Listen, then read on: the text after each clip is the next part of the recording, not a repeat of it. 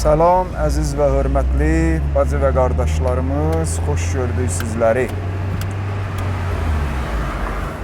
Bəli, Bakıda şübhəli bir partlayış baş verib. Əslində biz bugün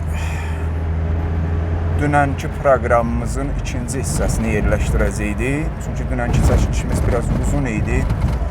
Onu böldük iki qismətə. İkinci hissəsi çox mühüm idi. Bugün gedən və hələlik atəşkəs olan döyüşlər barəsində. Amma gecə də Telegram kanalımızı izləyənlər gördülər. Biz xəbərini yerləşdirdik. Bakıda partlayış baş verdi. Bu partlayış şübhəlidir. Şübhəlidir, təbiidir. Yəni bunun üçün böyük bir təhlil falan lazım deyil. Bu məlumdur ki, şübhəlidir. İndi bəzi məlumatlara görə polis orqanları deyir ki,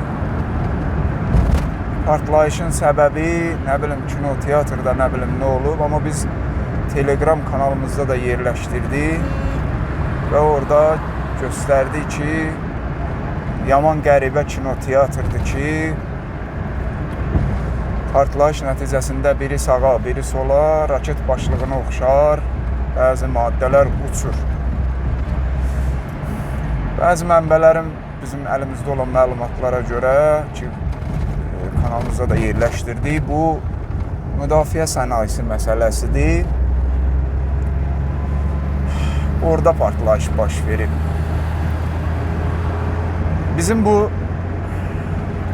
partlayışla əlaqədar ilkin deyə biləcəyimiz söz, hələ görək xəbərlər çıxsın. Bir nümunə vuram mən sizə. Əlbəttə, Telegram kanalımızın linki həmişə olduğu kimi bu proqramlarımızın, elə proqramın başlıq, adlıq bölməsində vursaz, yerləşdirmişik, abunə ola bilərsiniz. Abunə ola bilərsiniz və istəyir YouTube kanalımızı, istəyir Telegram kanalımızı daha çox paylaşın ki, insanları bacardığımız qədər həqiqətlərlə tanış edə bilək. Bu partlayışla əlaqədar bunu qeyd edək ki, qəribədir, yəni Siyonist rejim aldığı sarsıdıcı zərbələrdən əsəbiləşən bir quduz itə dönüb və bizi izləyənlər bilir, bağlanan kanallarımızda təqribən bir neçə il bundan öncə idi, 3 il, 4 il, bilmirəm, bir məsələyə toxunmuşdu. Qarabağ məsələlərindən sonra demişdik, bunların bir xasiyyəti var. İstəsələr ki, bunlara düşmən olan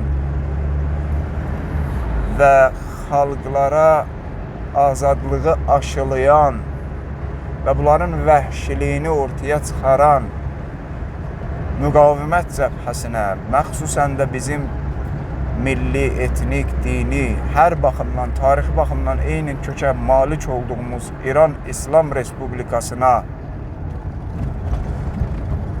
bizləri düşmən eləsinlər ki, ən böyük yaranı bunlar ondan alırlar. Dədəsi Amerikada gəldi, Amerikaya da ağır şillə dəydi.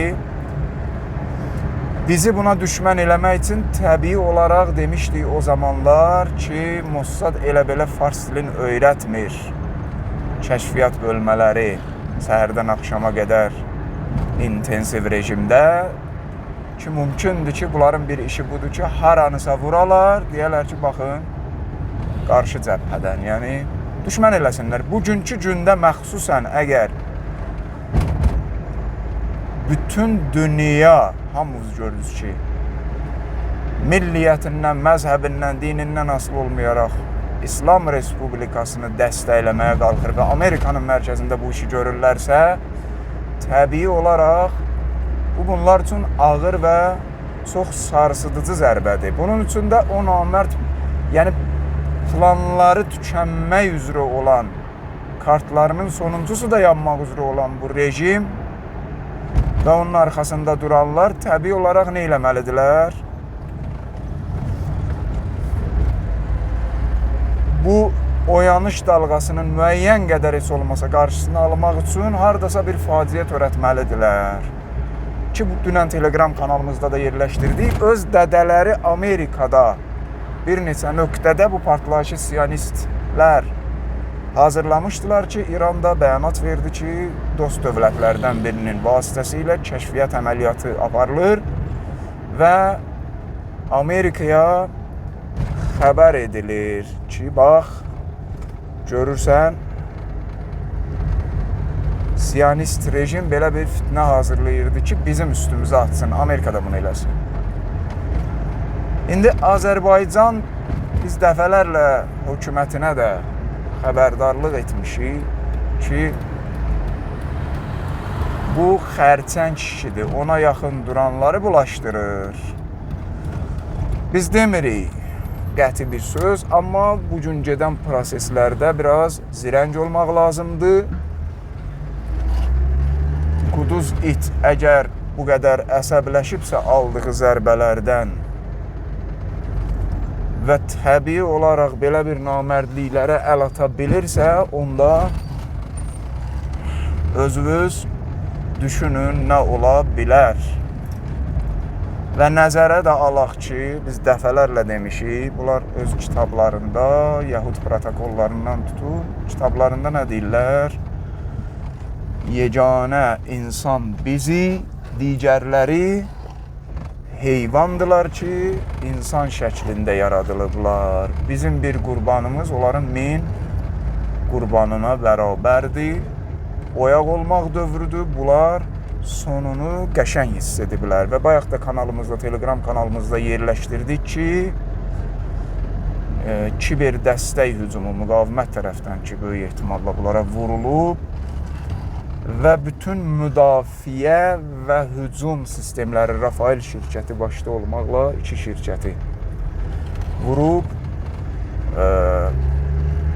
alt üst ediblər. 6 terabayt məlumat ələ keçirilib və bu 6 terabayt məlumatın da nəticəsində axırda xəbərdarlıq etdi ki, gördünüz də filmini, videosunu da yerləşdirdi. Dedi ki, zərbə vurulub və bu yaxın zamanda siyonist rejimin müdafiə və güc komponentləri və silah sisteminə ağır zərbə vurulmağa davam edəcək bu məlumatlardan sonra və bu güc sistemi fələc ediləcək.